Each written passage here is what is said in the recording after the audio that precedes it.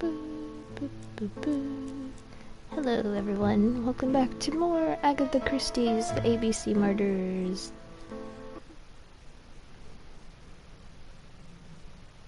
I think Where is the horrible smell of carrion coming from? I think we're near the end of the game.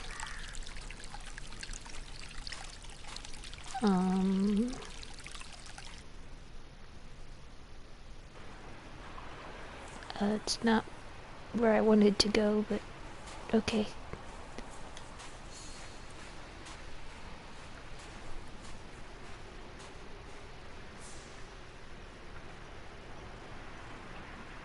May you have peace, Carmichael. Charlotte. Hello. Oops, did that count? Okay. Anything else? That's good. I'm doing pretty well too, I guess.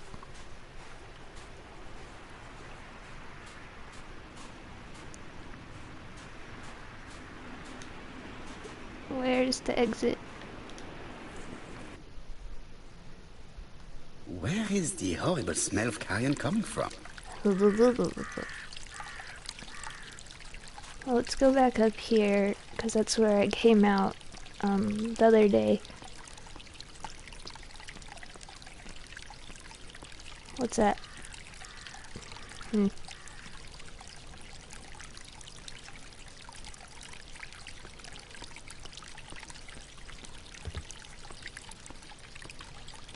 Anything?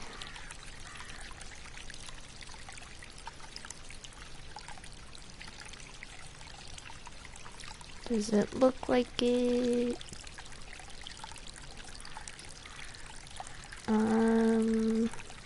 Let's look at the greenhouse. Or is that where they want me to go? Clark's greenhouse. It must hold some rare plants. Okay. I would like to congratulate Clark's gardener. What symmetry. So symmetry. I know she's from... You mean my usual profile picture? That's Futaba. She's my favorite. I relate to her a lot. That's why I use her so often. Yeah. I also like Joker a lot. The only character I don't like is Haru, but then again I like her when she's noir, so it's kind of weird. It was probably the gardener who lit this fire. I like the murderous Look here. stuff.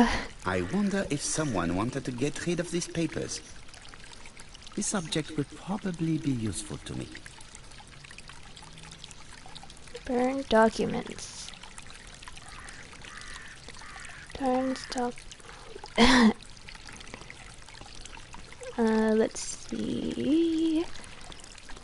What's in the fountain?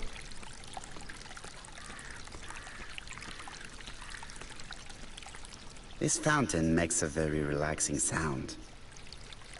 And a very cliche one. This fountain... Okay. Nothing. This wisteria is in full bloom. Cool.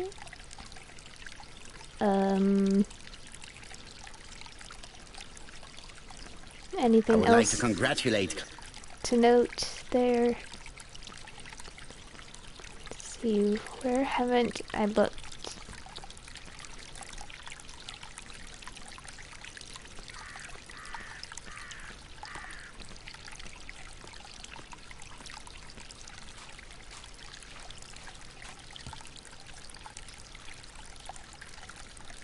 Nothing in the greenhouse? Clark's... Okay. No? Okay.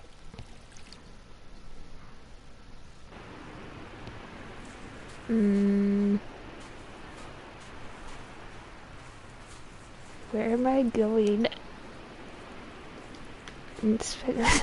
What? How far do the surroundings count?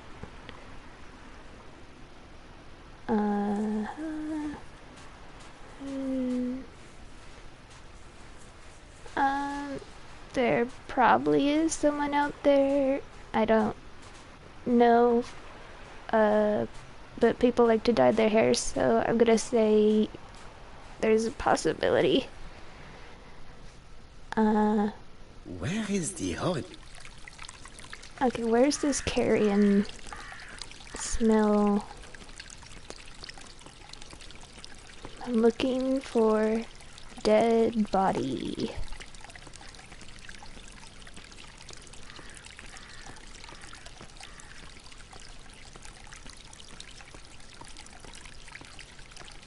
Dead body.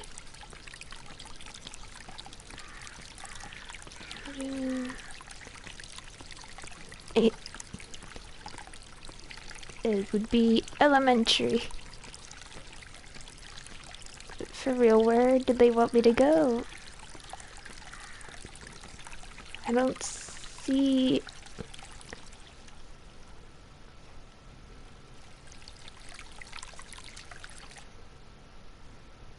If someone has tried to get rid of these documents, they may be important.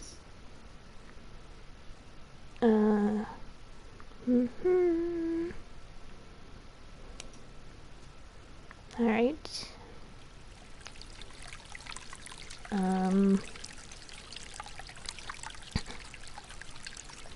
This wisteria is in full... Where do you want me to look, Perot? Perot, whoa. One mechanic. Yeah. It doesn't look like I have to rearrange them, though.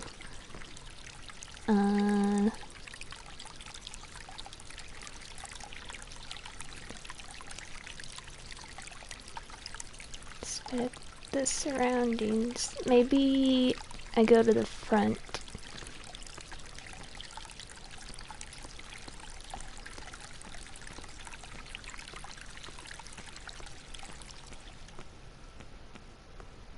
I'm going to assume the carrion smell was Something makes me feel uncomfortable. Never mind. I found where I'm supposed to go.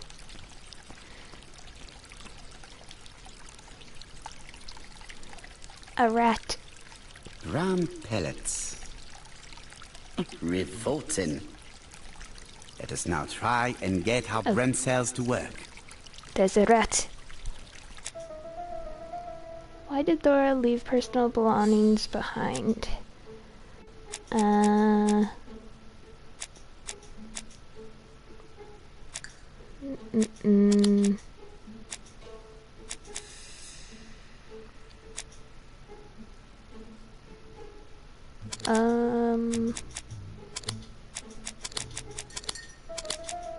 Something...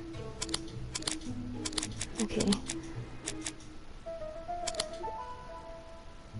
Why did she leave her belongings?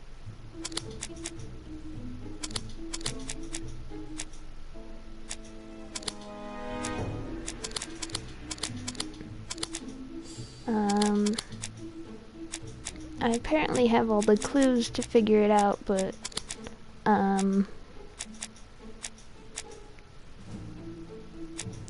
yeah.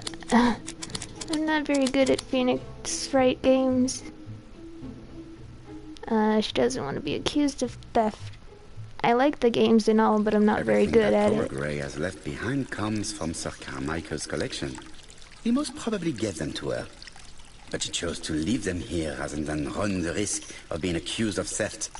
It is understandable when you know just how much Lady Clark mistrusted her. Let us now try and get our brain cells to work. Stuff. Is Thora a poisoner?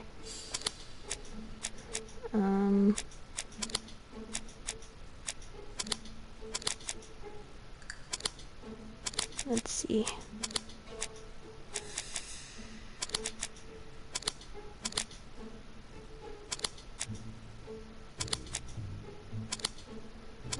She ordered poison. There's...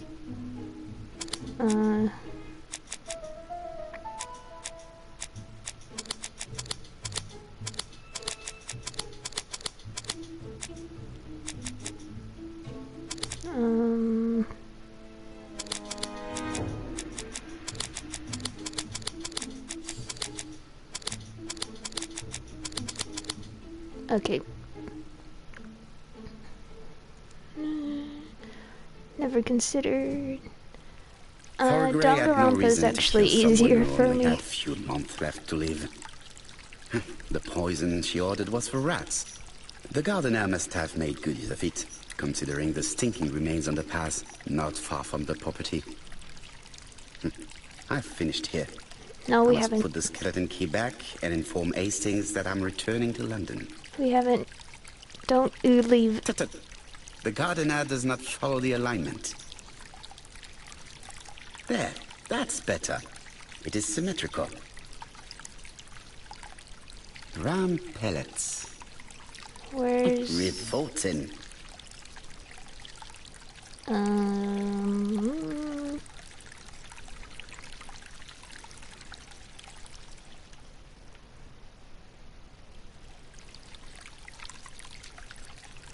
There, that's... Where... okay. Just a little observation. I've played all the Danganronpa games, but I haven't done a full playthrough of Ultra Despair Girls yet, and I'm gonna stream that eventually. It's the only Danganronpa game I haven't fully completed. For favorite characters, in the first game I like Kyoko. I used to like Sayaka, but then she died first. I'm like, oh, okay. I like Byakuya.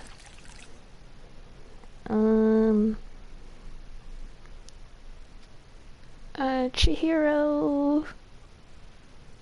I like Chihiro because, well, it's connected with the second game.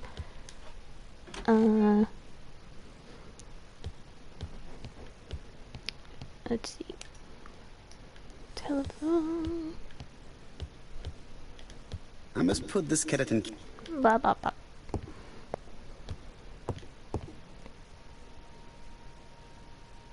Yeah, I have a capture card that my brother's letting me use. April 1925, Aceh province, Sumatra. I won't be able to use this mic though, which is unfortunate, but that microphone, the other one that I have to use when I use the capture card, it's decent.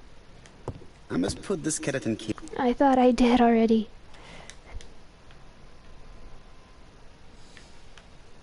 April 9...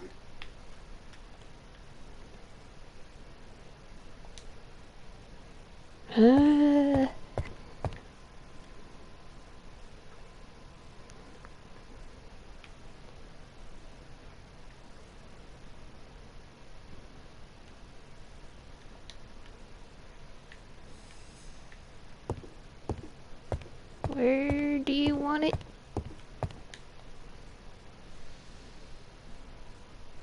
Wait.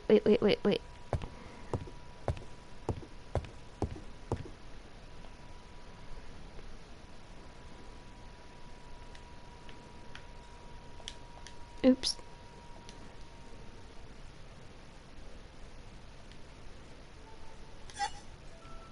Perfect. Okay. Nothing else is keeping me here.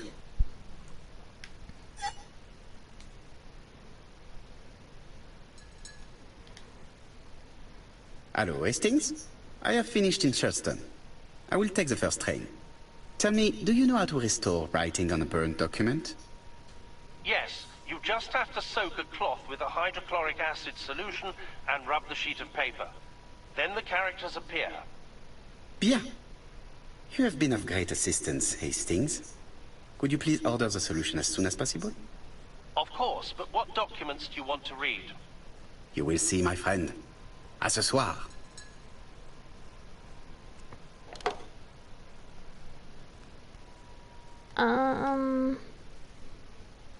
I played a little bit of Super Mario 64 Donald Fraser is here. and He Donkey insisted on Kong. waiting to see you. The Mario Party games.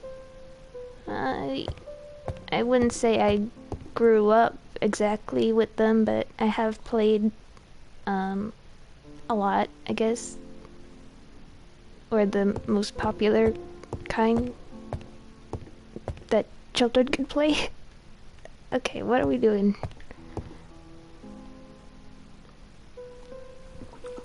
This man is tired.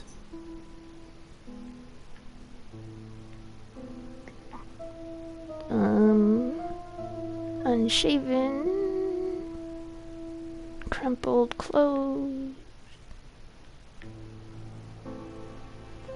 Yeah, I've heard that. Dark circles. Donald is short of sleep, and it looks as if he didn't even bother to undress before going to bed.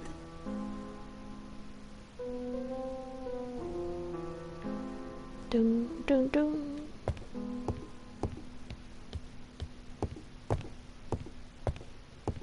Poirot, since my return, I see that you have fewer grey hairs than when I last saw you. How is that possible? Magic. Mon ami, I am sure that you will find the explanation all on your own. Or hair dye. One of the two.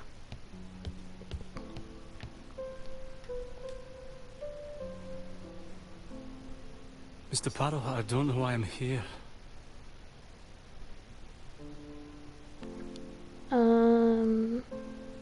You wanted to talk, and you came to find the only man capable of hearing you. Mr. Poirot, since Betty's death, I've doubts about myself.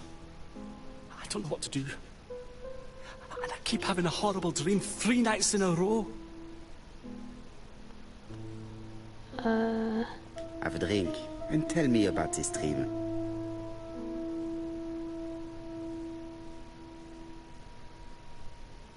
It's always the same. I'm on the beach with Betty. I grab her around the throat, and I squeeze, and squeeze until she's dead. Her head falls back, and I see that it's no longer Betty.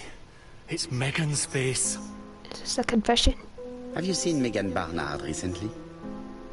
Yes, our grief has brought us together.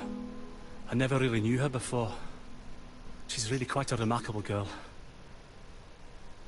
But I would never tell her about my dream. Why not? Is it her you are attacking in your dream? No, it's Betty.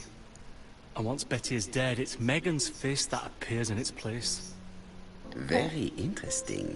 Oh, that's cool. I like the Yoshis. Let us now try and get our brain cells to work. Yeah, it's all like very... I'm not that great with technology, so I think it's really cool what people can do. How should Donald's dream be interpreted?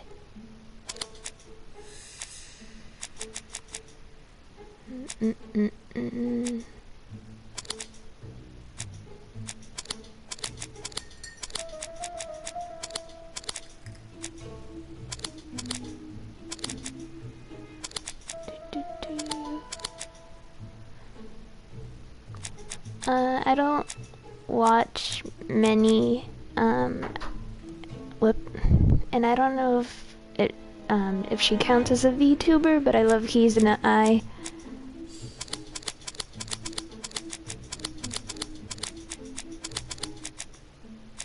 I guess she does technically count. Anyway, what?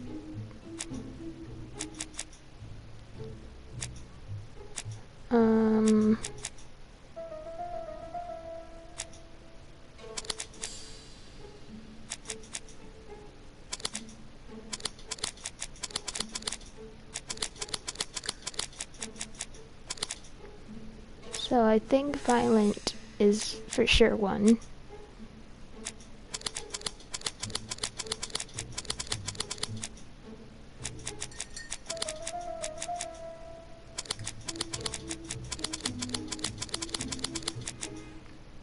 How many possible combinations are there?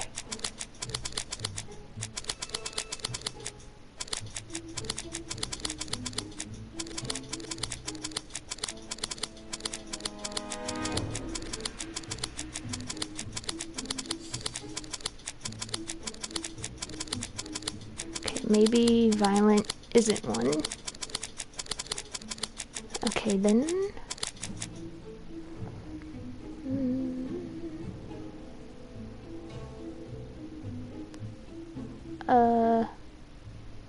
That doesn't sound very good.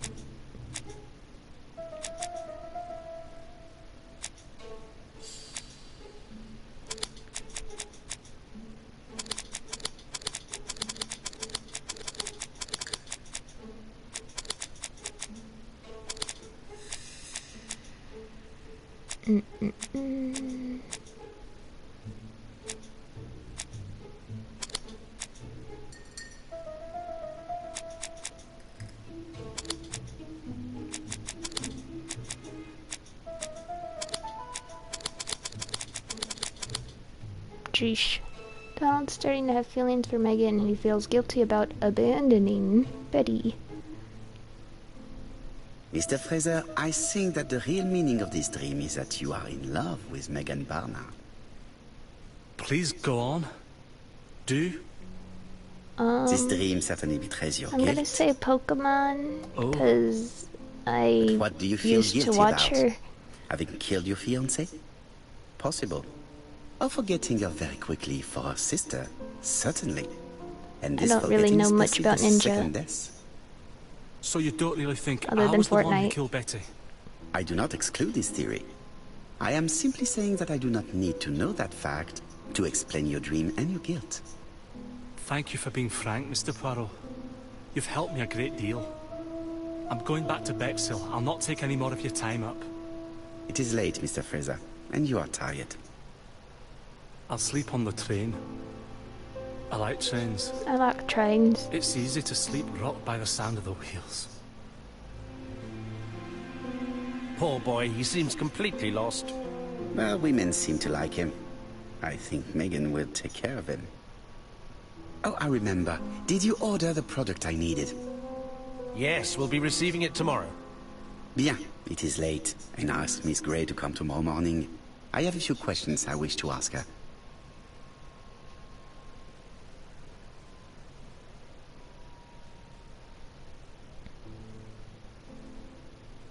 Mademoiselle, I asked you here in order to answer a very important question.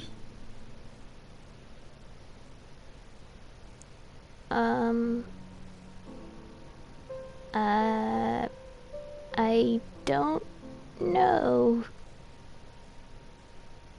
Am I right maybe? in thinking you said that Or you did just not speak me to in anyone general? on the day Sir Carmichael was murdered? It's the absolute truth. Yet, Lady Clark maintained that she saw you talking to a stranger on the front doorstep. Really? She must have been mistaken. Oh, I remember now. I'd forgotten all about it, but it wasn't important. It was just a salesman. Lies. One of those traders who sell stockings from door to door. Can you describe him to me? Medium size. Glasses. Dark suit and a felt hat. Not the sort of man you notice. Completely harmless. That's why I forgot all about him. Nothing else? He was very hesitant and shy. Usually door-to-door salesmen are very confident, but he wasn't.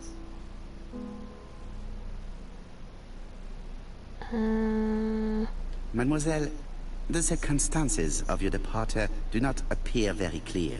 Mr. Poirot, your questions are offensive. How I dare don't you? wish to lie. Lady Clark did not appreciate my presence. And Franklin cannot go against the wishes of a sick lady.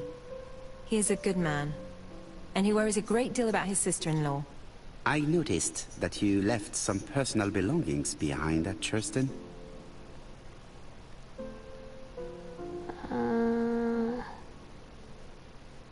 Are you planning on going back to collect them? No. I prefer not to carry the weight of the past. Bien. I must ask you one last question. Please reply frankly with either yes or no. If Lady Clark had died, would you have agreed to marry Sir Carmichael if he'd asked you? How dare you ask such a question? Yes or no? Sir Carmichael treated me just like his daughter. And all that I ever felt him was affection and gratitude, nothing else. Thank you, mademoiselle. I will not keep you any longer.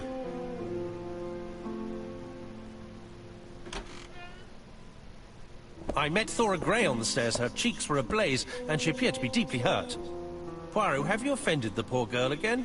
Do you have good reasons for accusing her? Nope. I accused her of nothing, Hastings. I simply asked her an important question she did not answer. Let us see if we can answer it for her. Let us now try and get our brain cells to work. Would Thora have married Sir Carmichael if he lived?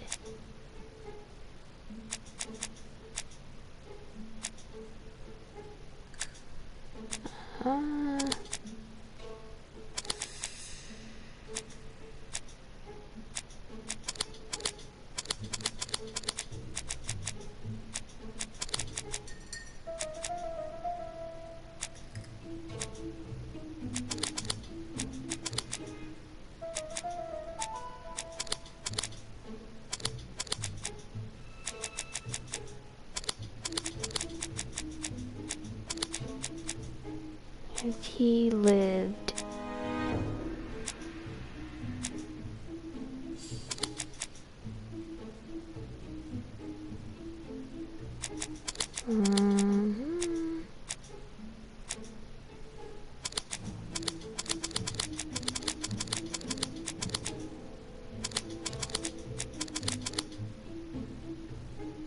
Thora wanted to be married and certainly would have succeeded in doing so. You must know how to read between the lines, Hastings. When Sir Carmichael refers to paternal affection, he's lying to himself. Read this engraving on the brooch. A dark dragon for an angel with glossy hair. These are the words of a lover, not a father. Lady Clark was not wrong. What if Sir Carmichael had fallen in love with his secretary? That doesn't mean that she forced him to do so. True, there are extenuating circumstances. She is a penniless orphan. But she's calculating. Just look how she avoided it when asked if she would have married Clark. I see. You think she seduced Sir Carmichael for her own gain, and that now she's doing the same with his brother. Poirot, your world is a very It sounds vaguely dark place. familiar. Do not get carried away, mon ami. We have another more important matter to settle. Really? Yes, would you believe that Miss Grey taught me something new? Let us now try and get our brain cells to work. Is there another common point between the murders?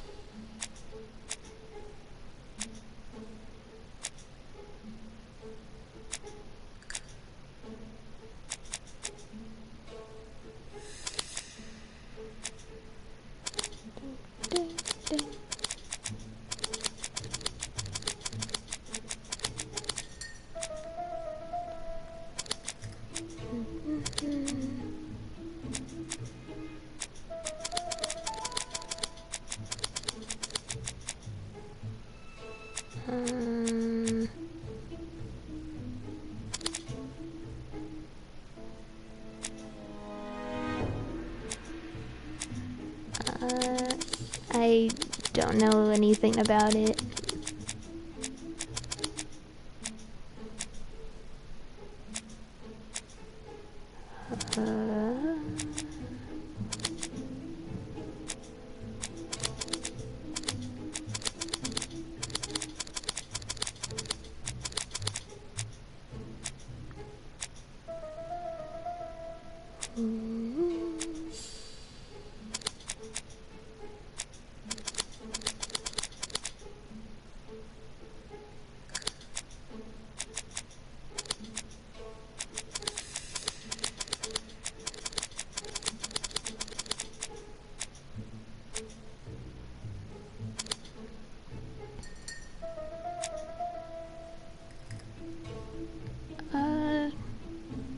I guess that'd be interesting.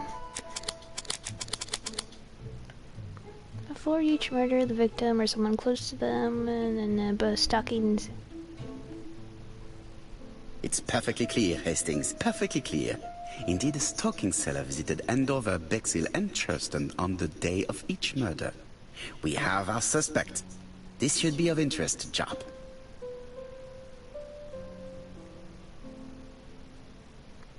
Okay. Telephone. Chief Inspector, we are looking for a stocking salesman. I see you have a suspect. Yes. Contact all the stocking wholesalers who may employ him. Your suspect is a salesman? No, he does not take orders. He sells door to door. Right. The hunt is on.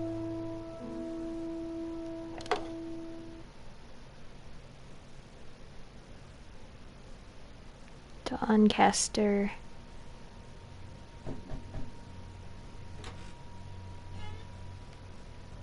Are you leaving, Mr. Cust? Yes, I'm going to Cheltenham. Lies. You shouldn't travel today.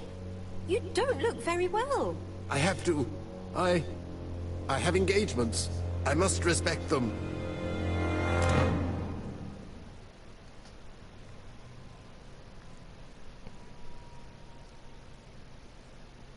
Yeah, I actually Did listen you get to a the lot of post, K-pop. Hastings?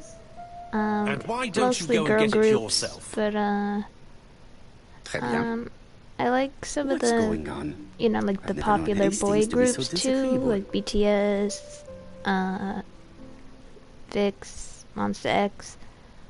But I mainly just listen to the girl groups. Twice, Blackpink, Oh My Girl, ITZY, pretty much whatever, Alexa, whoops, go and collect the post.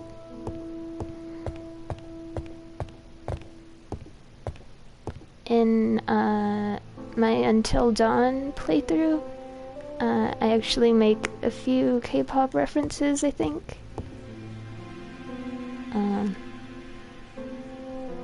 Okay, hello. Poor Mr. Poirot. I'm quite sorry for you. If at first you don't succeed, try again. We've a long way to go still. Typery? No, that comes later. Letter T. The next little incident will take place in Doncaster on September 11th. So long, ABC. Yeah, I Boombaya should is one of compare my this letter favorites. with the one on my desk which I received earlier to see if it does indeed come from the same person.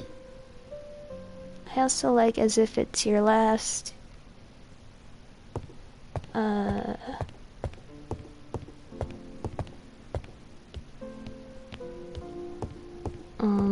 Pretty Savage.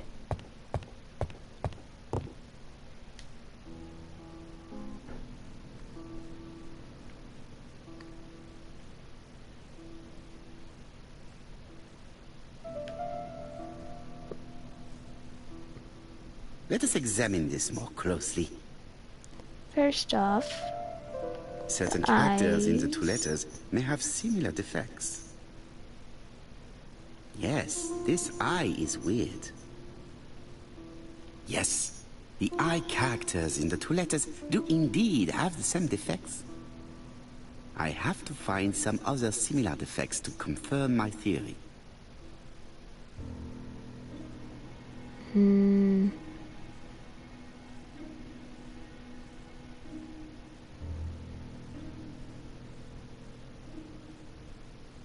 This question mark's kind of weird.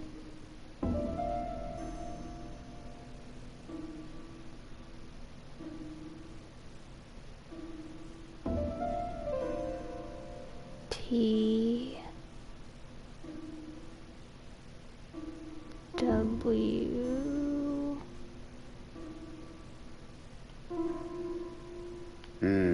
The W is not printed properly.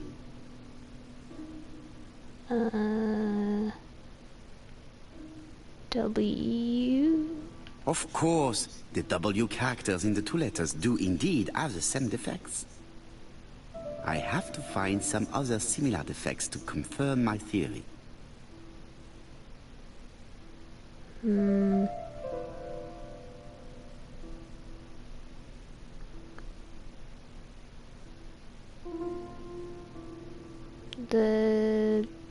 The D here? Let us examine the characters in this word. No. No, this... N.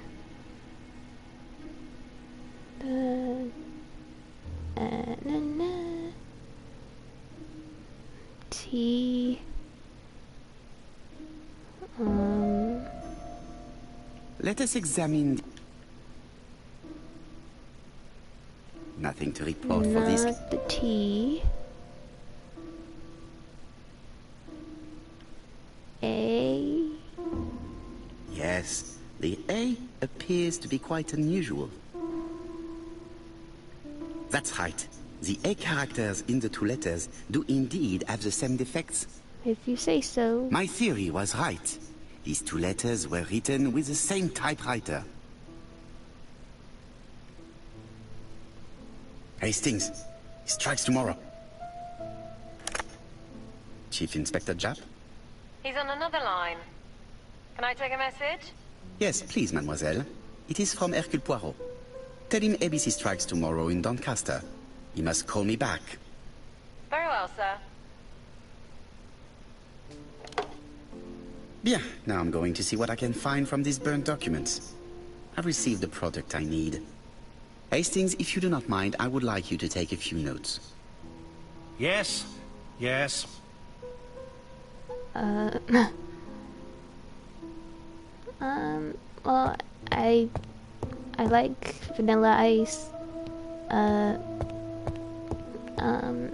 like both songs. Dynamite's kinda, iffy. It's better than, like, Permission to Dance, for instance. But I like their older songs more. Like, So, how are you getting Mic on? Drop. I'm ready to take notes. Not Today.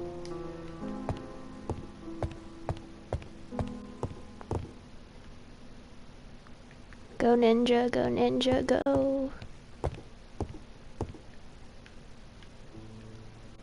I've finished with this song.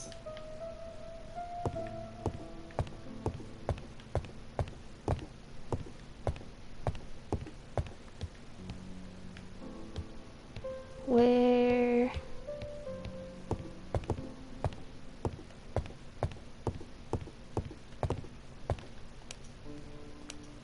Decipher the burned document. It is not the right time. I lock my revolver.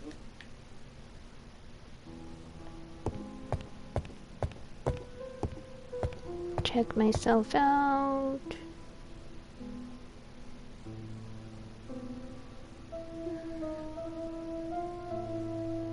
Yeah, that's my, like, favorite part of Butter.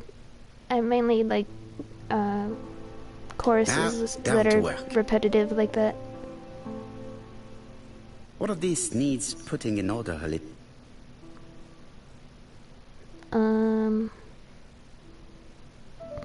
Oh boy. Let's start with the corners. Or not.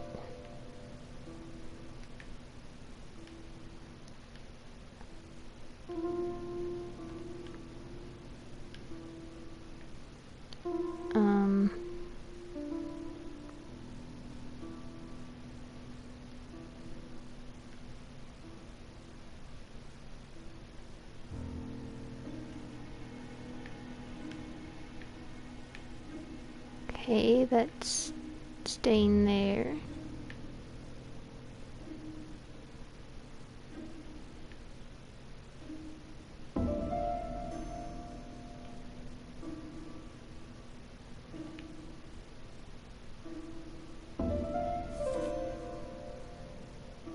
sort of fits.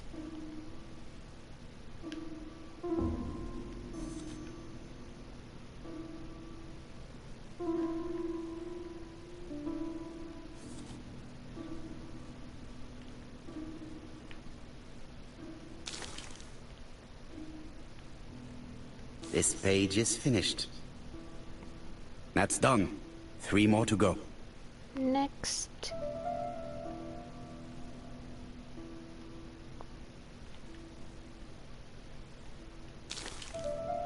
Do.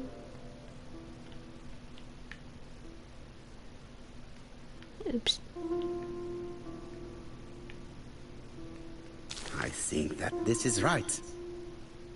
Maybe.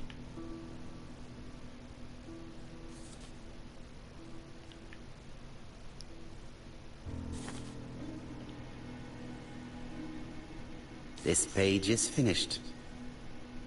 And that's 2 done. It's easier than I thought. Well, mainly because you already separated the right pages. This piece should be placed here. Whoop.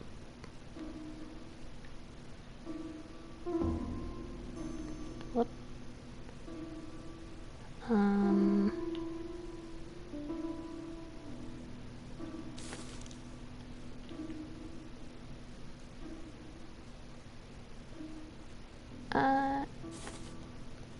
I guess he could be called a reviewer because he This does not look reviews so difficult. some games at the ends of his videos, but I like watching Manly Badass Hero.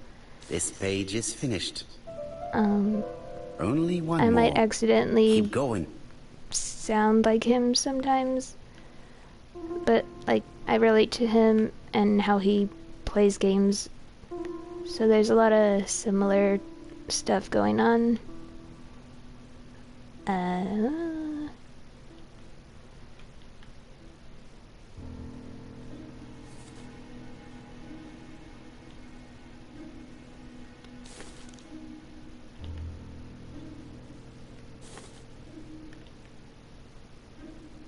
It's so simple.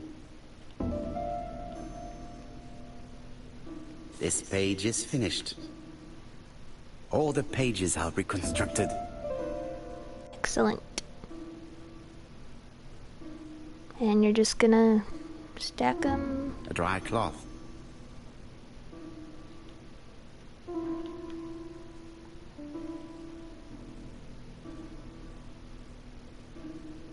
The cloth is now soaked with solvent.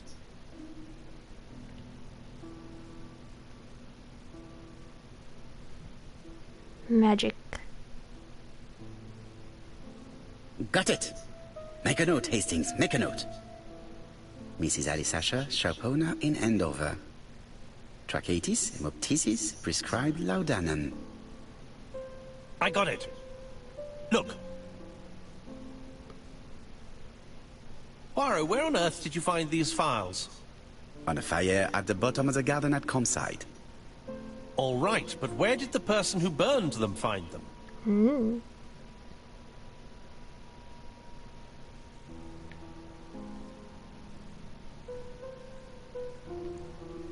Alice Asher, shopkeeper in Andover. Tracheitis, hemoptysis, chronic cough with loss of blood. Prescribed laudanum-based cough medicine. Yeah, I didn't really know that the solvent like that could help Betty Barnard, waitress in Bexley. restore some of the letters. Chronic bronchitis, causing dysphonia. Advised to stop smoking. Alexander Bonaparte Cust. While wounded, mustard gas and head trauma. Pulmonary emphysema. Hemoptysis. Coughing fits with blood. Suffers from absences and amnesia. Dick Dudley Dunbar, owner of the Black Swan Hotel in Doncaster. Asthmatic, heart disease, heart condition. Let us now try and get our brain cells to work. Where do the burn documents come from?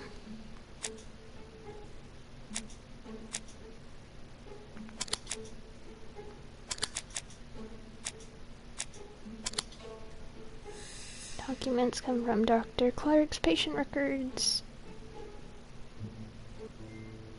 Yay! The burned documents are medical records, and without a doubt, they come from Clark's archives. First of all, because all the patients have throat conditions. And secondly, their name starts with either A, B, C, or D, and it is precisely the files that match these letters that have been tampered with. But why burn these files?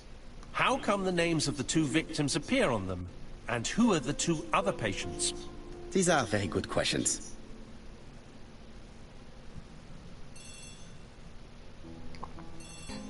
Ring ring.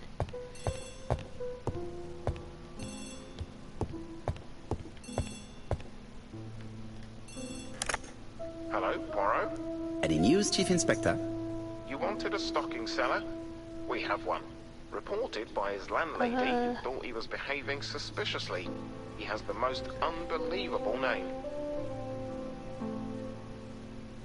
Dick Dudley Dunbar. You're wrong. He's called Alexander Bonaparte Cust. ABC. It's a serious lead. I called Doncaster. A person matching Cust's description has been seen at the station. He got off the train from London, but after that, nobody knows where he went. Look for him at the Black Swan Hotel. What? How do you know he's there? Trust me, Chief Inspector. You what? You appear to be very sure of yourself. Very well. I'll call the Black Swan straight away. The owner is going to get a shock when he learns that there's a murderer under his roof. Do your best, Jap. You can count on me. Hastings, everything is at stake. With a little luck, our main suspect will soon be under lock and key. Ring ring. So, has Cust been arrested? Yes, the Doncaster police are sending him by train. That is good news. But why so gloomy, Chief Inspector? Well, when I told the hotel owner that he was sheltering a murderer, he collapsed. Whoops. Is dead? No, fortunately, but it has taken its toll on him. It has to be said that with his name starting with the letter D, he had every reason to fear Cust. I bet he was going to be the next victim.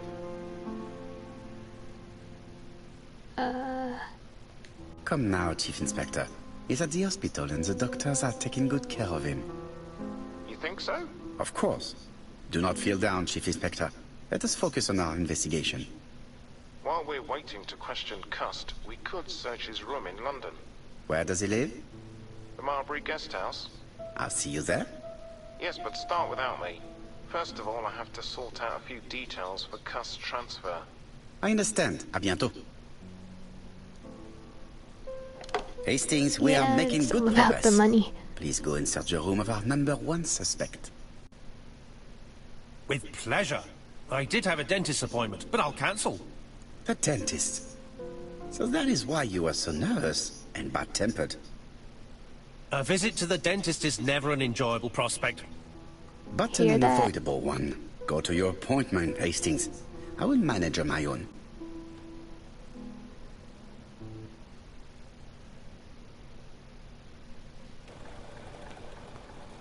To Marbury Guest House, please.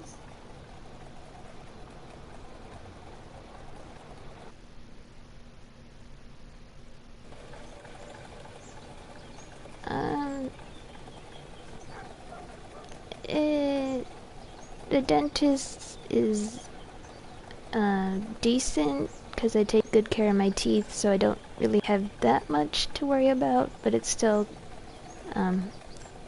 anxiety inducing. Just like, oh, what if something's wrong? I've been going past this modest guest house for so long. I would never have thought that the ABC case would lead me here. Marbury. There is a very pretty village by this name, in Cheshire.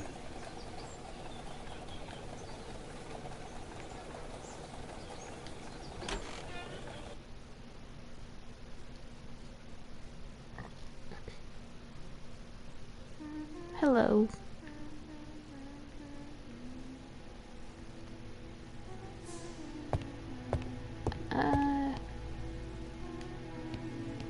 is a very beautiful piano. Maybe Mrs. Marbury likes to play in her free time. I don't really like giving, like inducing or inflicting pain on others. Verbally, mostly, because I regret what I say later. How do you do? You must be Mr. Hercule Poirot. Chief Inspector Jubb told me that you might be coming.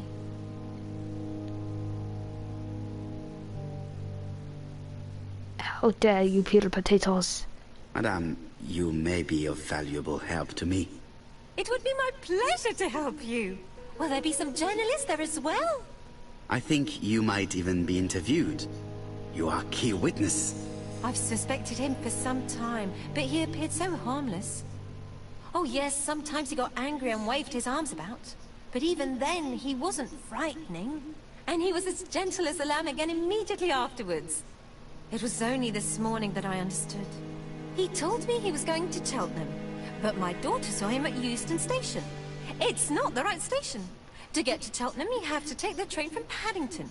And what's more, Mr. Cuss left behind an ABC with Doncaster underlined. As you can imagine, when I saw that, I called Scotland Yard. This lady is a little too energetic. Well done. You were right. He did go to Doncaster. So I was right to warn the police. Tell me, did you have any other reason to suspect Mr. Cust? Well, he's odd. Sometimes he coughs really loudly and complains that his throat is burning, and sometimes he talks to himself and stares into space. He told me that it was because of a wound he got in the war. His head hasn't been quite right since, he said. And then he was in Churston when that millionaire got murdered. I found his train ticket when I washed his coat. He didn't want me to wash his shirt. He washed it himself. But I did see big brown stains on it. Blood. Where were the stains on the shirt? On the collar and on the buttonholes. Cut used to travel for his work. Is that correct?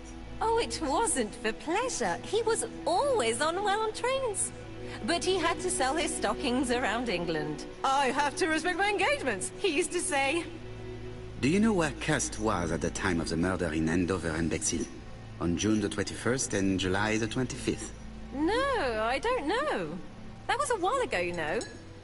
But surely you keep a register. It won't do you much good. Mr. Cuss rents his room for the year. If he goes away for a few days, I have no reason to make a note of it. Ah! I remember one thing. Bexhill's by the sea, right? Indeed, it is a large seaside resort. Well, as it happens, at the start of July, Mr. Cust asked me to repair his bathing dress. Suspicious, huh? I enjoy, like, interactive story games like The Walking Dead. Like, the anthology, the Dark Pictures anthology series. See you next time. Thanks for joining. Bye. Very interesting. Please continue. I also forgot to say that he started buying newspapers that talked about the case.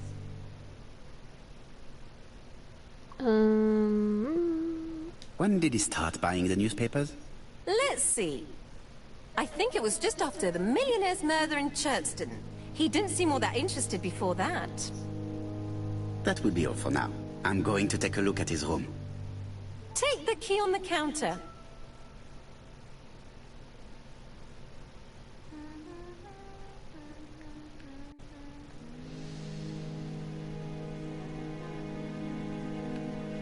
I don't think my register will help you. Mr. Cuss rents his room all year. If he goes away for a few days, I have no reason to make a note of it. Yeah, you told me already. No, the key. The truth is becoming apparent, and I have something to say to Mrs. Marbury.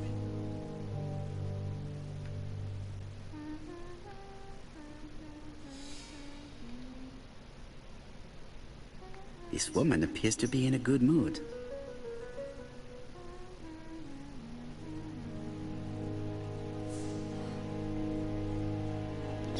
mouth movements.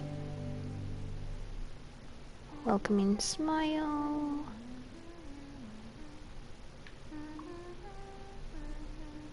Relaxed posture. Mrs. Marbury is in a good mood. She is working very precisely in producing incredibly thin peel.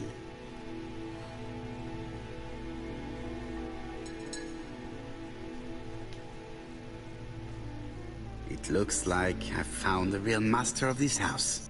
The kitty.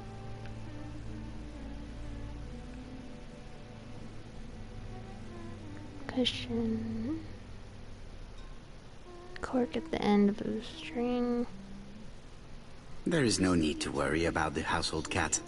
I'm sure that Mrs. Marbury lets it do what it pleases.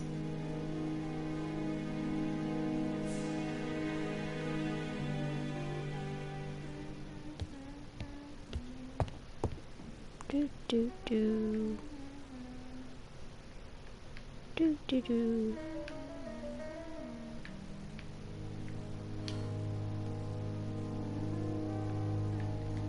I have something to say to Mrs. Marbury.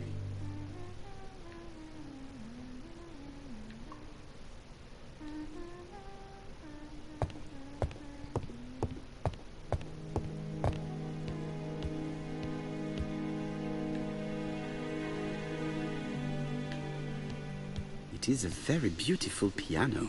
Blah blah. Okay, going up. I have something to say to Mrs. Never mind. Mrs. Marbury, if I am to believe the register, you rented room 306 to a certain Mr. Fishman on the day of the Bexhill murder? Room 306 is Cust's room. Can you explain yourself? Yes, I remember. Just for one night as a favor. Mr. Cust was away, all my other rooms were taken, and poor Mr. Fishman had nowhere to go.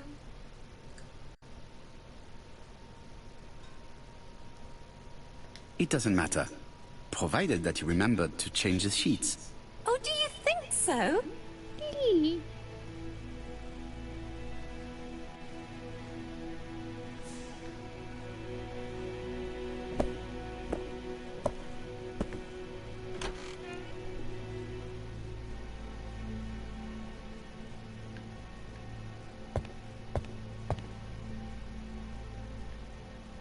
It's closed. Well, shoot. ABC guys, enough to sign about a dozen murders.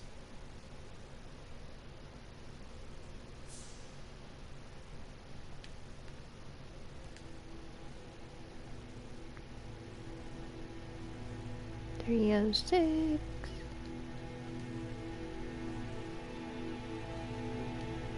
It's closed.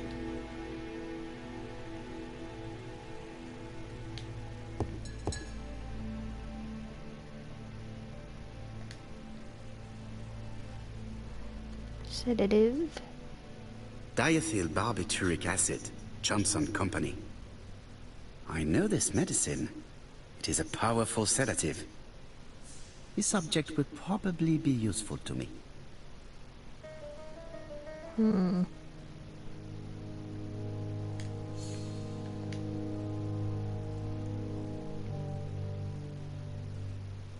Laudanum Cameron's Chemists.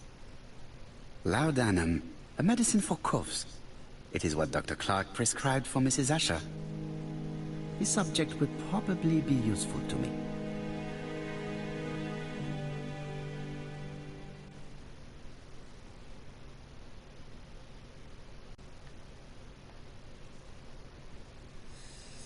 How hopeful. This place is a real mess. Or not. Crockery in a mess. Slightly misaligned bed. Scruffy coat. The least we can say is that Mr. Cust is not very concerned about order and balance.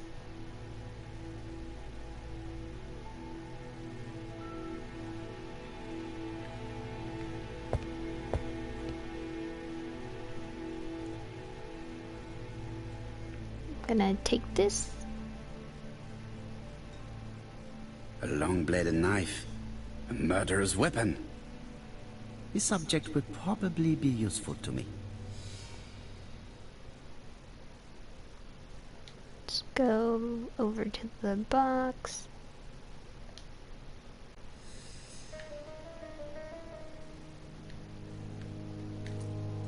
This knife is very useful. Who knows? Maybe it never cut anything other than string. Stockings. Stockings. Stockings.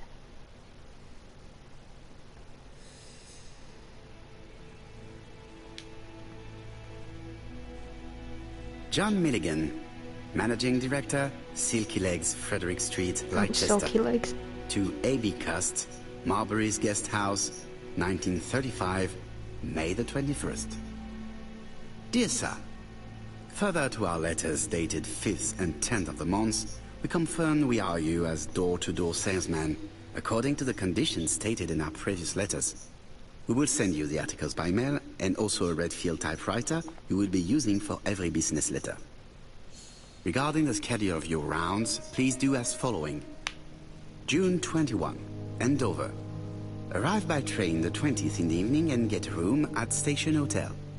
Start your turn in the north part of the town. This letter establishes that Cust went to Andover, but the ink has hidden the destinations of his other trips. I know from Mrs. Marbury that he went to Churston. I just have to show that he went to Bexhill, and I will have proved that he was present at all the crime scenes. Show me the bathing suit. It's an ABC. Cust is parsimonious. He keeps his pencils and sharpens them until there is nothing left. It is clear that he did not grow up in luxury. Did Cust drop it when he opened the window? Or was it Mrs. Marbury while she was cleaning? I have to get the ribbon. How am I going to do it?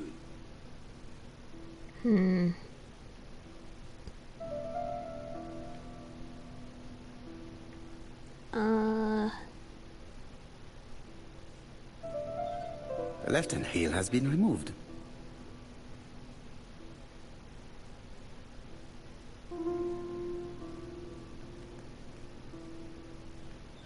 The right-hand heel has been removed. Now, there's some kind of key lock, or I could just And grab here it. is the ribbon. Let us see if it was indeed used to write the letters sent by ABC. I only need the ink ribbon for my inquiry. I will let Jack clean the keyboard if he wishes. I'm quite sorry for you if at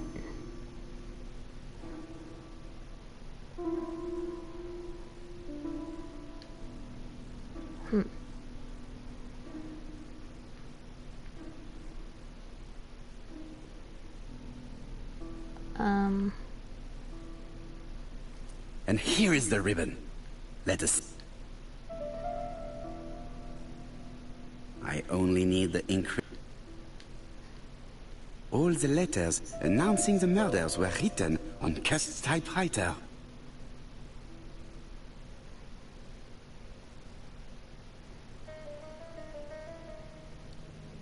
okay. War of 1914-1918.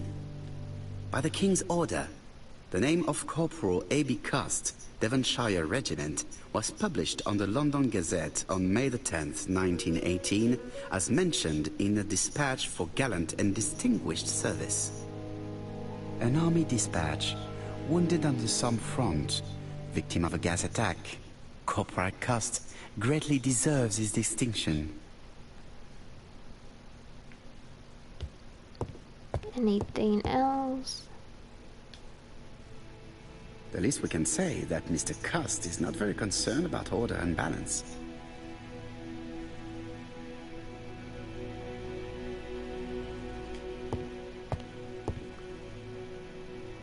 check myself out.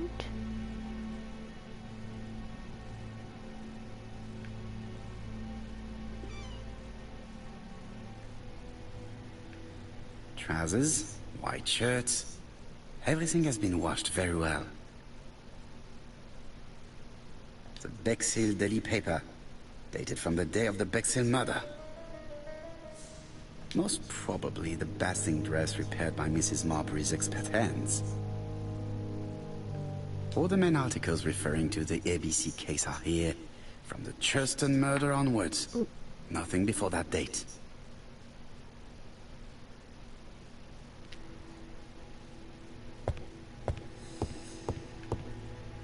ABC guys, enough.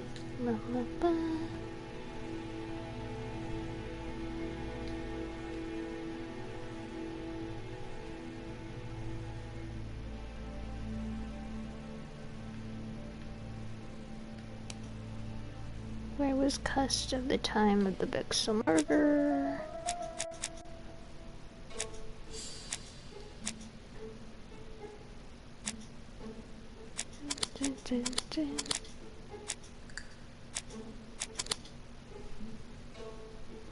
Probably in Bexhill the day of the murder. The register shows that Cust did not sleep at the guest house on the day of the murder. Where was he? Bexhill. The Bexhill paper reveals it.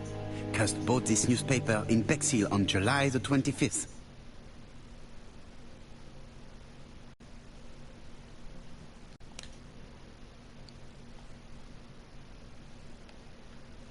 Anything else I need to look at?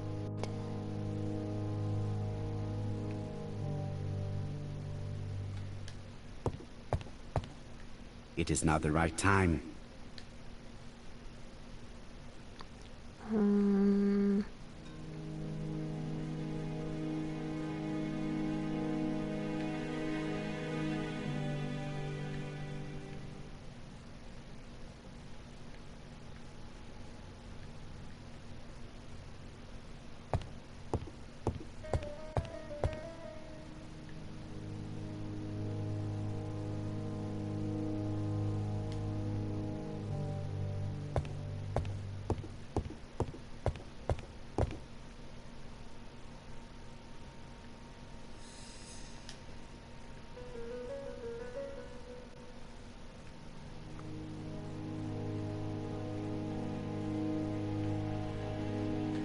Bexhill daily paper.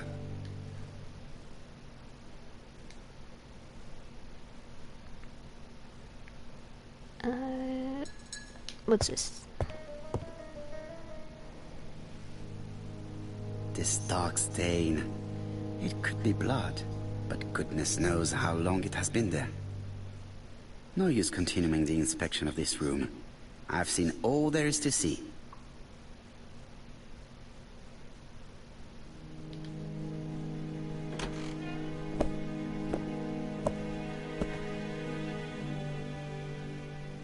Goodbye, Mrs. Marbury. Thank you for your help. Bye. Bye. Ah, Chief Inspector. I was about to leave. Good evening, Chief Inspector. Welcome.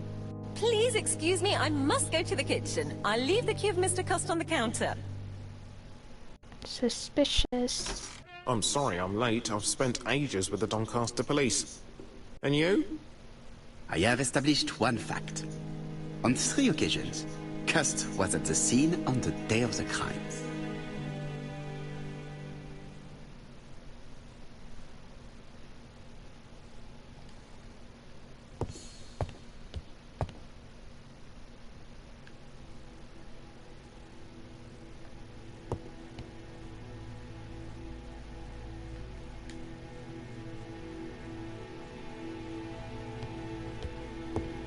I had best talk to Job.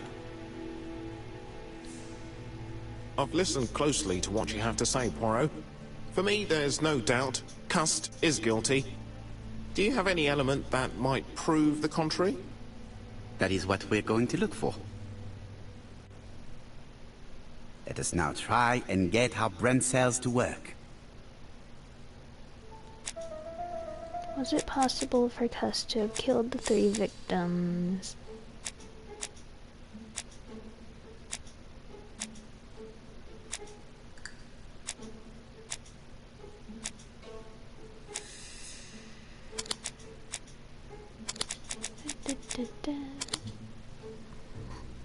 Cuss was in all the towns. Any common points?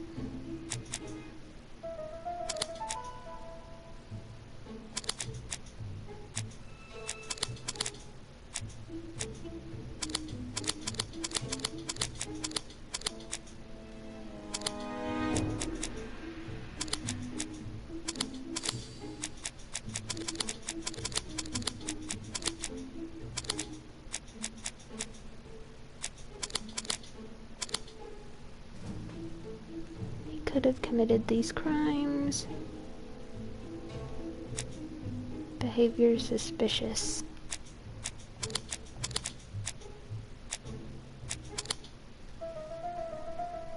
Guilty. The evidence against Cust is overwhelming. His presence at the scenes, the knife, the blood-stained shirt, the ABCs in a box. C'est vrai. However, the blood Mrs. Marbury saw on Cust's shirt may have been his own. According to his medical records, he suffers from hemoptysis. The murderer cut Sir Carmichael's throat from behind, and the blood spurted outwards. You would expect the murderer's shirt to be stained on the sleeves, not on the buttonholes, yet we see quite the opposite. You would expect the murderer to keep the newspaper articles about his crimes. But Cust's collection starts in Shuston, as if it discovered the case rather late. I agree it's troubling, but it doesn't change my mind. There's small details that we should be able to clear up by questioning Cust. When can we talk to him? Doncaster is sending him to us on the first train. Are they questioning him already? He says he can't remember a thing. It's plausible. Doctors say he suffers from absences and amnesia. Mrs. Marbury has confirmed this. He may have done the murders in an altered state. A familiar situation. It's not enough to clear his name. Dr. Thompson insisted that even if you don't know what you're doing, you never commit a murder without wanting to. Très intéressant. I shall remember that. Right. I'll go and examine the suspect's room.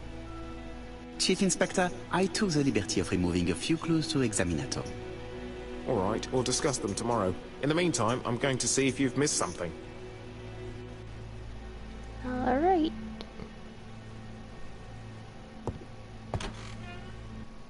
Bye.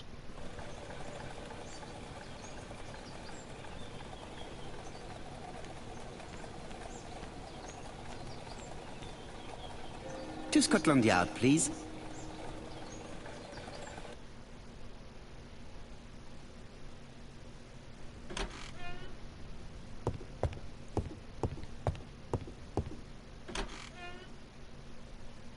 Hello. Candelabra moustache. I am not going to leave before having...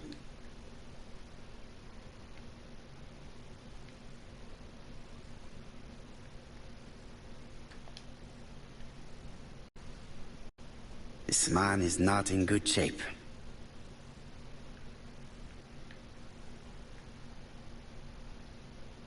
Shaking hands. Lowered eyes. Crumpled jacket. He is worried and very tired, and other police have been hard on him.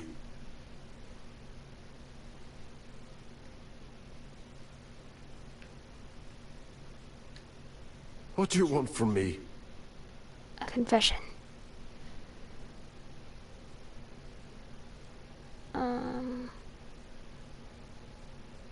Good day, Mr. Cust. I am Hercule Poirot. Ah, you're the detective.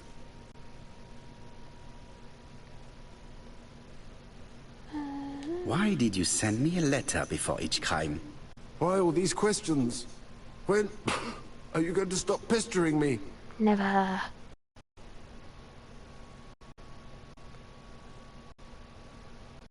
Très bien. You did not hide these letters. But the question remains, who did? Probably one of my enemies. I have many.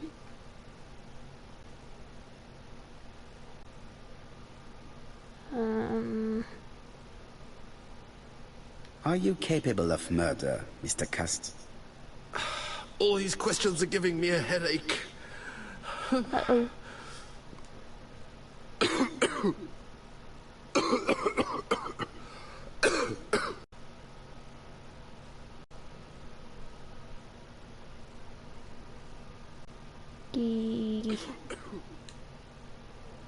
Here you go.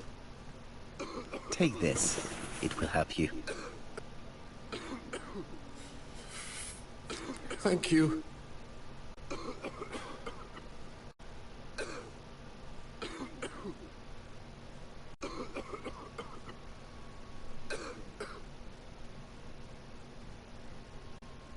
Oh, good God, my shirt is covered in blood again. Oh no. Bon. I now know where the bloodstains Mrs. Marbury saw came from. Are you well enough to speak? Yes, I feel much better.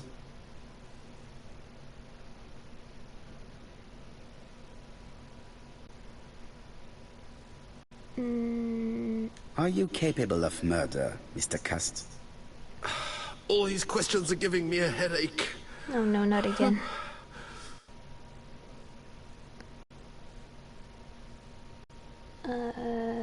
You enjoyed the war, Cust. Admit it. I didn't want to be discharged.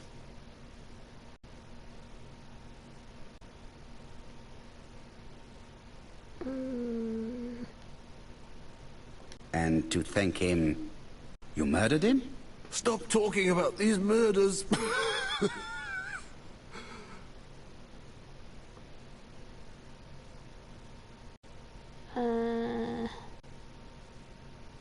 Do you deny being at the scene of the crimes? So? There was no harm in being there. It was only for my work. You were seen at all the crime scenes. Yes, I was. I travel a lot. But not for pleasure. I am terribly unwell in trains. But I had to respect my engagements. My employer gave me very precise written instructions about the towns I had to visit. Let's see.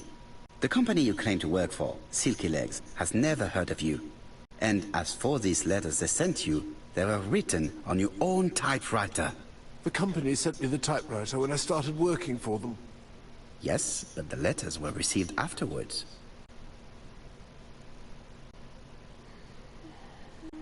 So it would appear that you typed them before sending them to yourself.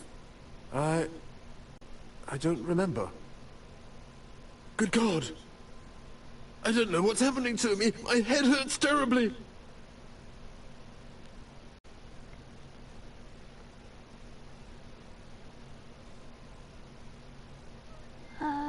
Do you want this?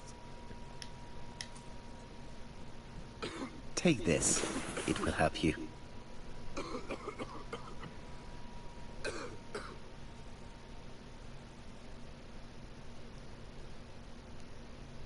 Oh.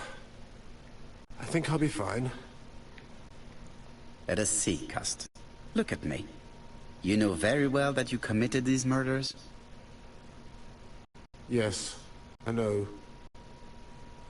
But I'm not wrong in saying that you do not know why you committed them. No, I don't.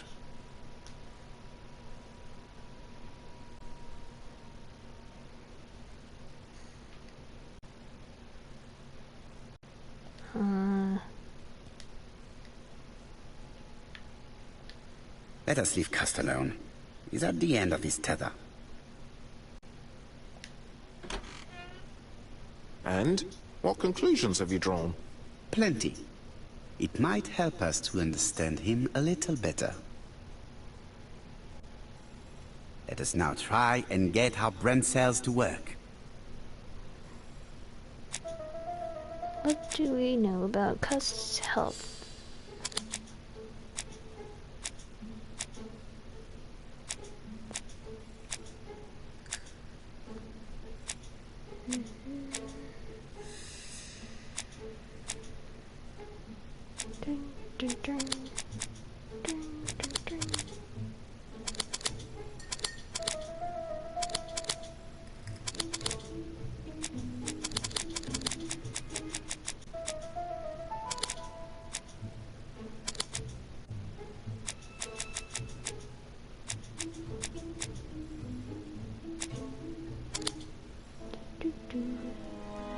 mentally, physically weak, not really the profile of a killer. Are there any clues that don't support Cust's guilt?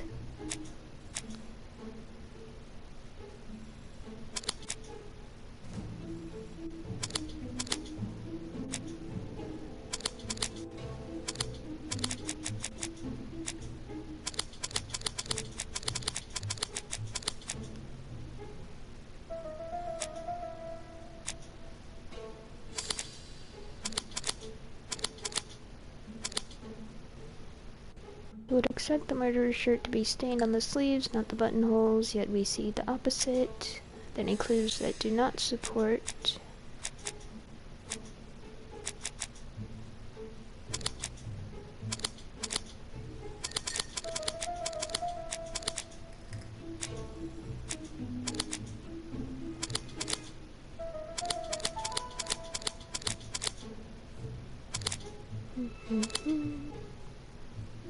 Several details which showed that Cust's not guilty. Can we say without a shadow of a doubt that Cust is guilty?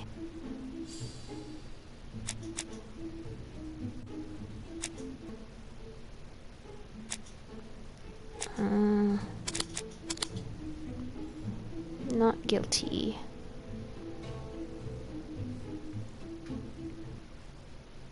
I don't see any clearer than before. This is worse. There is one point to highlight. C'est curieux. Cust admits that he killed, but he does not know why. What did Dr. Thompson say? Even if Cust killed while in an altered state, it still must have been his deepest desire. He must have had a motive. Let's keep it simple. Never mind his motive. He confessed. But you see, he can confess to anything and everything. He denied the murders and then he confessed to them. He confirmed that he never typed the letters. Then, with great ease, I managed to get him say quite the opposite. Come on, he behaved like a guilty man. He lied to his landlady. Because deep down he believes himself guilty. From the papers, he noticed that he had always been at the scene of the crimes. He must think that he killed and then simply forgot what he had done. How can you be so sure? Let us look at his psychological profile. You will understand my point of view. Let us now try and get our brain cells to work. Is Cust clever? Indeed, let us look again at the murder if you please. You'll see the murder carried it out to perfection.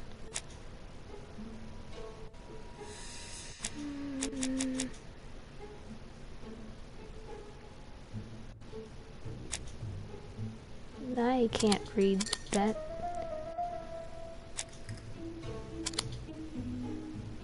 Mediocre.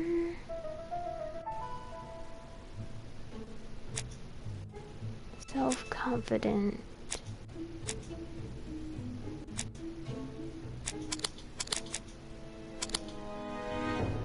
Easy to influence. Seducer.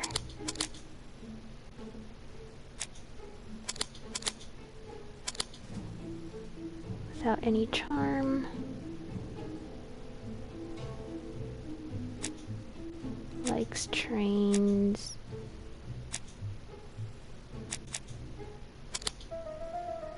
Does not like trains. Cold. Whatever that says.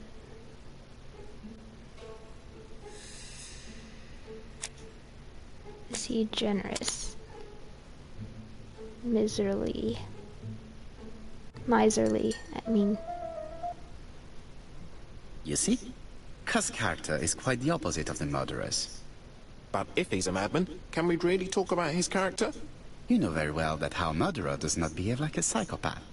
Apart from the signature, there is no ritual repetition in the choice of victims. Very well, you're right as always. So, we have no confession, no culprit, no suspects, nothing. And all that after 2 months of inquiry? What should I do? Have faith.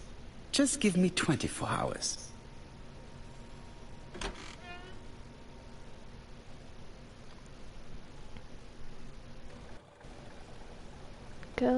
Um...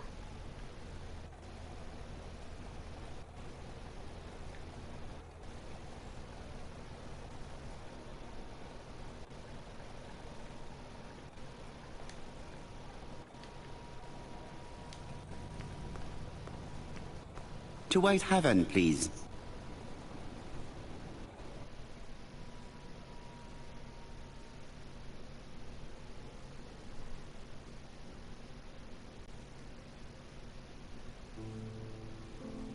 Cust's arrest is a great success for you, Poirot. It's all clear now, except maybe one or two details. Details. Ah, mon ami. The devil is in the detail, as we say. Excuse me? I know, right? Patience, Hastings. Everything will be clear once our guests arrive. Best be prepared. Slip a revolver into your pocket before they do. A revolver? But Poirot, what are you afraid of? Trust me. It is important you carry a weapon for this meeting. I will lend you mine. What about telling me what you have in mind? Surtout pas. You wouldn't be able to play your role. Wait one moment, I will bring you my weapon.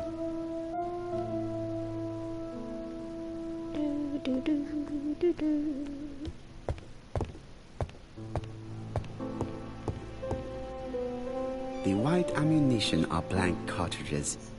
The others are real bullets. We're taking both? The revolver is loaded with real bullets. I still have time to choose blanks. The revolver is loaded with blanks. I still have time to choose real bullets. Real or fake?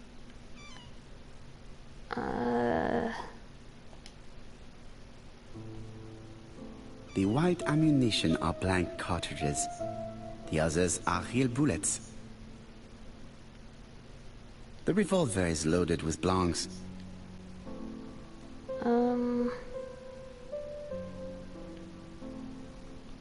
Oh boy.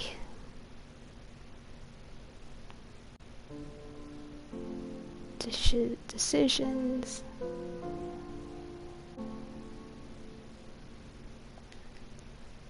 The revolver is loaded with real bullets. I still have time to choose blanks.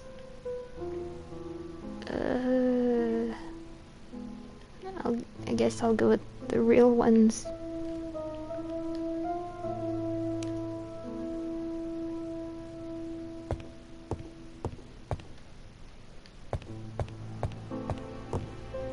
What about telling me what you have in mind? Surtout pas. You wouldn't be able to play your role. Wait one moment, I will bring you my weapon. Oh, whoops.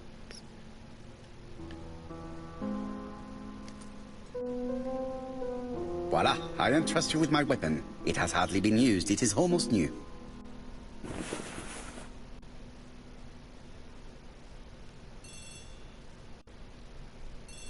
Ring, ring.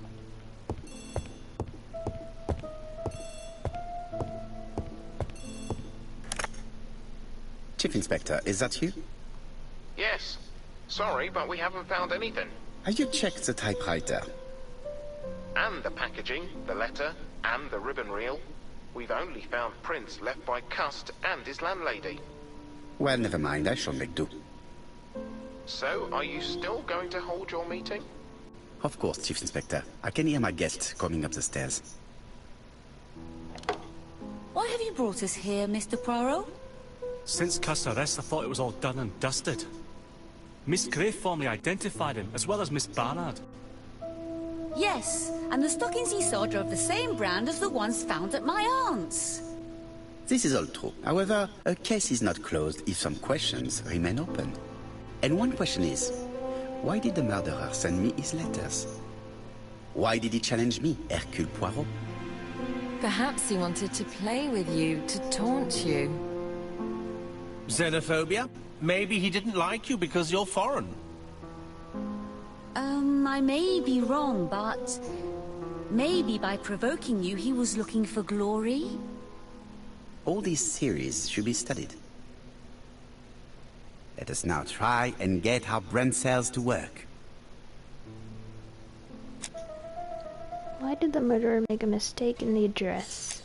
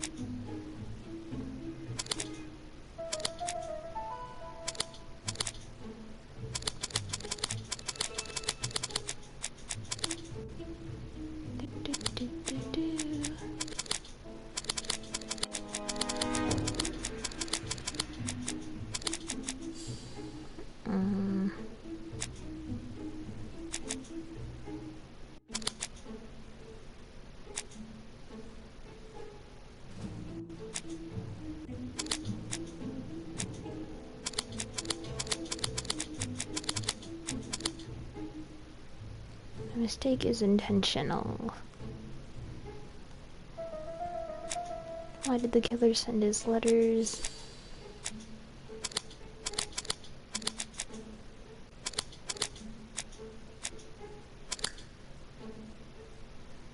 He wrote to Poirot because his address is not very well known. Is everything clear now? You might like to explain your reasoning again. Of course. First of all, remember that the murderer made it a rule to always post his letter before the murder. He never digressed from that rule. However, in Churston, he encountered a problem. The village has only 500 inhabitants. With advance warning, it would be easy to arrest him. Therefore, the murderer delayed his letters deliberately with the wrong address. The plan wouldn't have worked if he'd sent it to Scotland Yard or the papers, because everybody knows their addresses. The mistake would have been corrected, and the letter would have been on time. That is why the murderer chose me as the recipient. Interesting.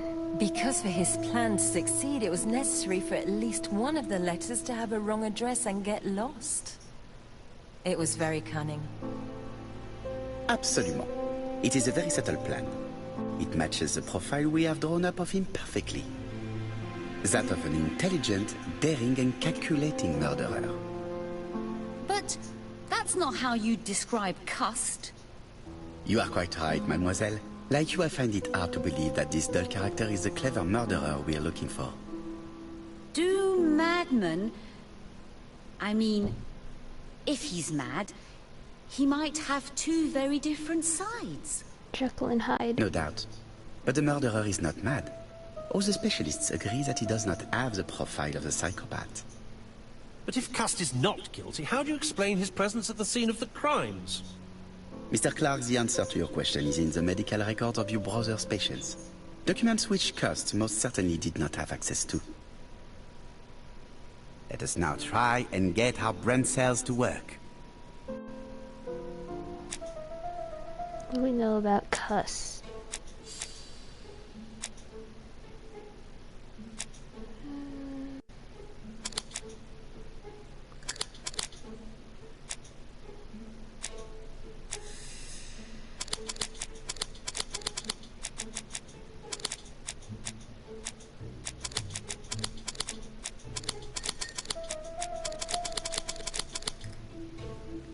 Mentally fragile and easy to manipulate. How do you explain his presence?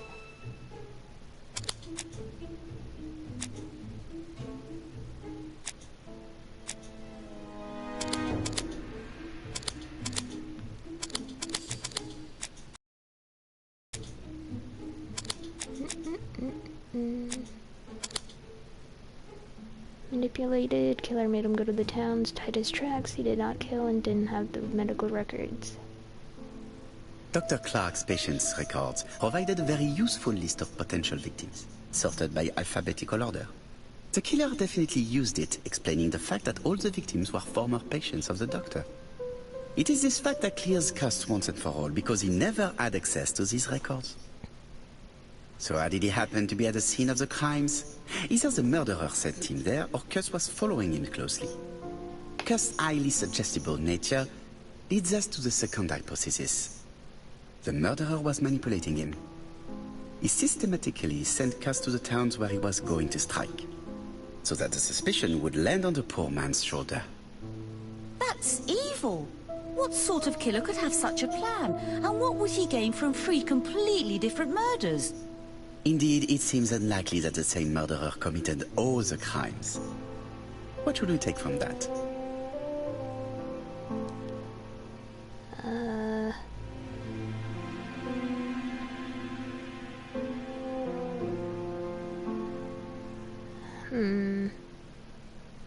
Just one murder was of benefit to the murderer. The others were just diversions. On reflection, there is only one conclusion. The murderer killed once out of interest, and twice to divert our attention. This reasoning points at 2 potential culprits. Franklin Clark. Donald Fraser? Yes, mademoiselle. That's good thinking. Mr. Fraser may have killed Betty out of jealousy. Mr. Clark may have killed his brother in order to inherit his large fortune. Both have a motive. But Donald did not have access to Dr. Clark's records. Please allow me to disagree with you, mademoiselle.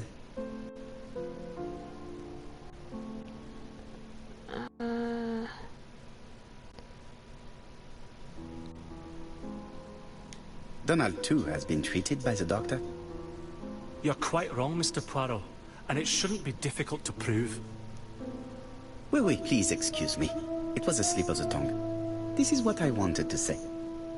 Donald, Sir Carmichael was one of your firm's customers. We found a surveyor's report among his papers that proves it.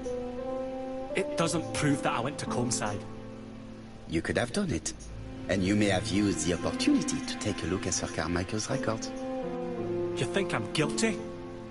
You or Mr. Franklin Clark? That's ridiculous. Both of you have a motive. The question is, which of you has the profile that most resembles the murderer? Let us now try and get our brain cells to work. Is Donald clever?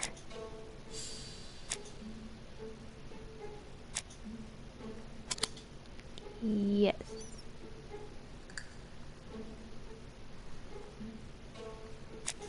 Is he sure of himself?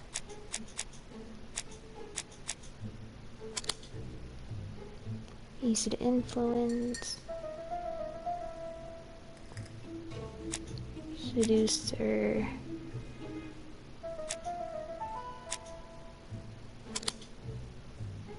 Seducer. Like trains.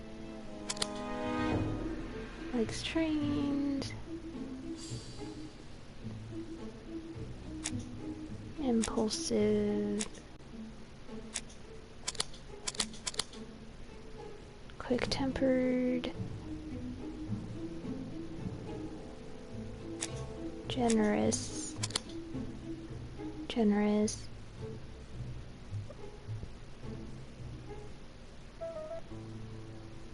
Ladies and gentlemen, Donald may share many character traits with the murderer, but he does not have his cold indifference. He has a temper. It is hard to imagine him planning anything. Also, jealousy is his motive, and crimes of passion are rarely planned.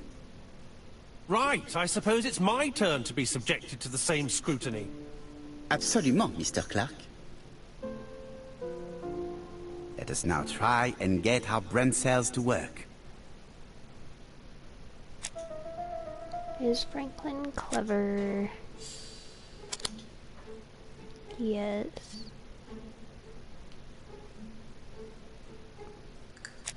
Sure of himself.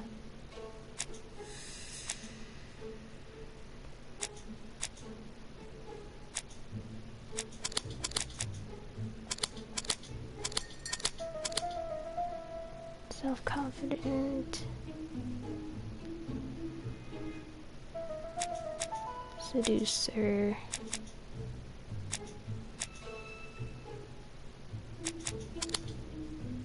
Seducer. Likes trains.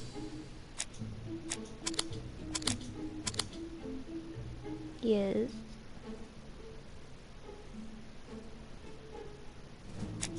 Impulsive. Cold. Generous.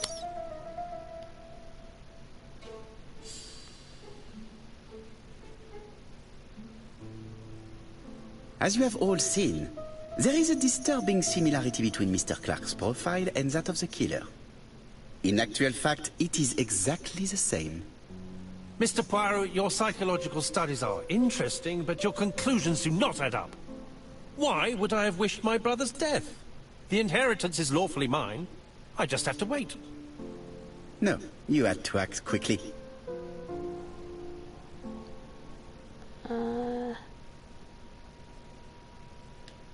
Because you are incapable of waiting. Really? Well, I am no murderer. You presented him as being a cold and patient schemer. Certes, normalement. But Lady Clark's imminent death precipitated events. Mademoiselle, although you haven't been telling the truth, there is no doubt in my mind that you would have found a way to marry Sir Carmichael after Lady Clark's death. For you, Mr. Clark, it was a disaster. If Miss Grey had children by your brother, you would not have inherited a thing. You realized the danger after reading several letters from Comside, especially one in which your brother opened his heart to you. So you hurried home from China, and you took action. In truth, Cust was no more than a puppet manipulated by the real culprit. You, Mr. Clark. Such an imagination, Mr. Poirot. In fact, nobody manipulated Cust. The famous instructions he received by post. He wrote them on the typewriter. We know that for sure. Oh no. You know perfectly well. That is not true. Eh bien voilà. Light has now been shed on the ABC murders. Your theories are ingenious, but you haven't any proof. One point to him. For the moment, I have no material proof. Either I admit to it, or I bluff.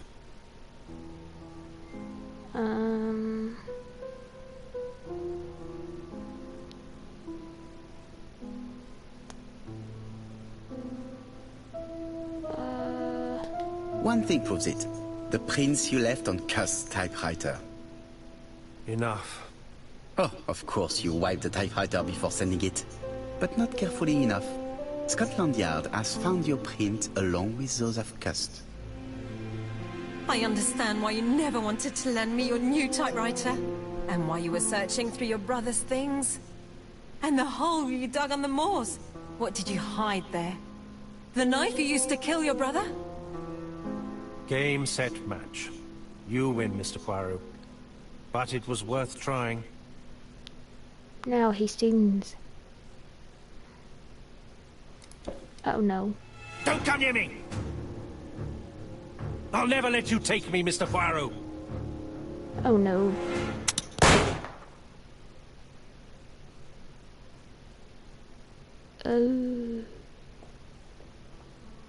Took the law into his own hands.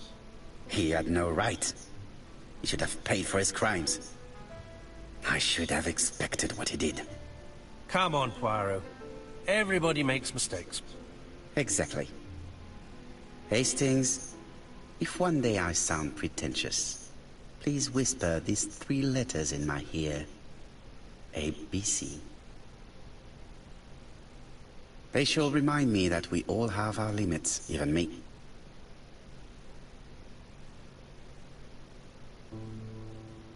Disappointed at having missed the chance to become Lady Clark, Thora Grey left England. Donald Fraser and Megan Barnard married. On Poirot's recommendation, Mary Drower started to work for Lady Clark. The elderly lady's condition suddenly took a turn for the better. And a few months later, to Dr. Logan's great surprise, she was back on her feet again. According to this eminent physician, it appears to be an extremely rare case of spontaneous remission. Lady Clark has enjoyed very good health ever since.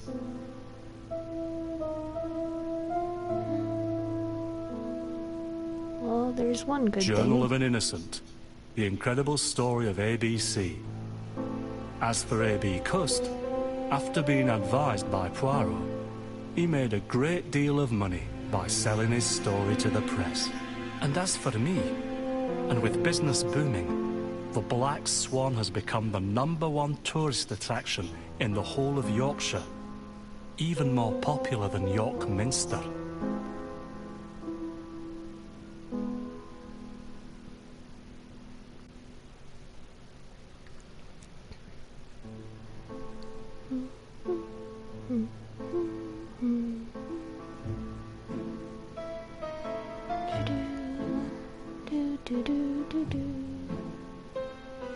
Probably nothing of importance because it says I can just skip it, so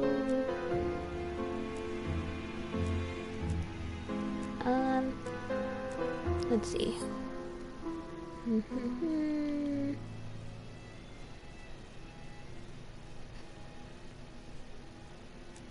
Whoops.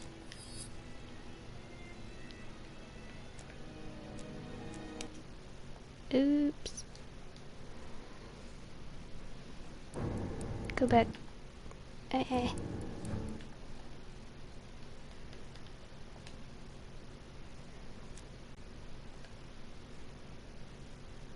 Eagle's eye. Let's see, how many am I missing?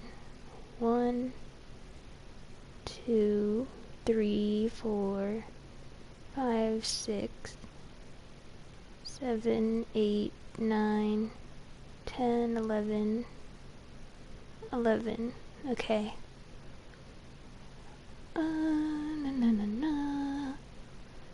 So next time, I'll be trying to get those other award things.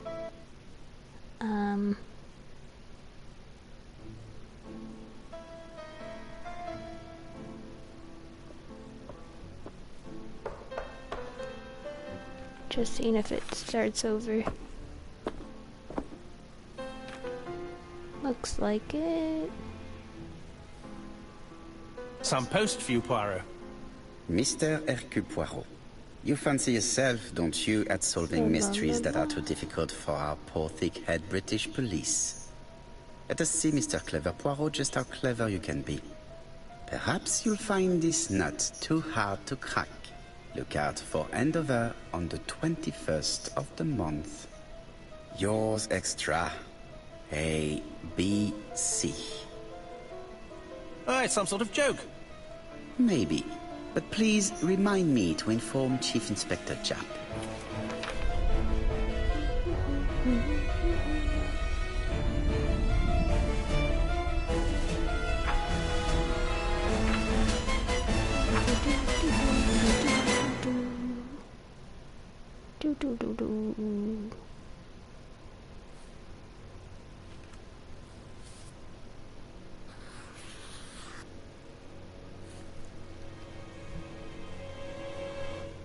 Ta-da!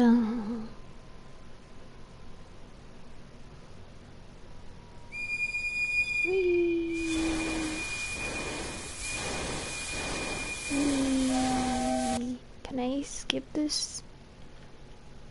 Skip.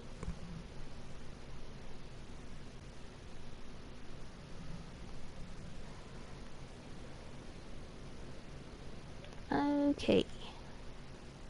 I'll end it here, assuming everything's still safe.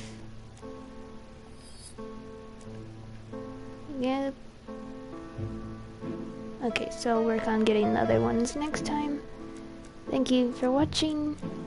Thank you, ETG. See you in the next one, guys. Take care. Bye.